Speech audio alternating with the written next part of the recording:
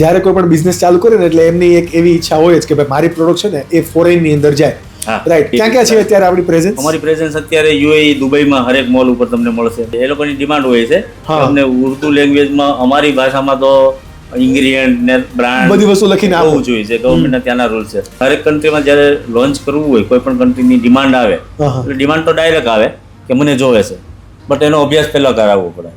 ત્યાં ગવર્મેન્ટના કયા નોર્મ્સ છે. લોકોને એવું થાય કે ઇન્ડિયા કરતા બીજે બહુ રૂલ્સ કડક હશે, પણ ઇન્ડિયાના જે સ્ટાન્ડર્ડ છે ને એક્ઝેક્ટ પરફેક્ટ એફડીએના છે, અમેરિકાના.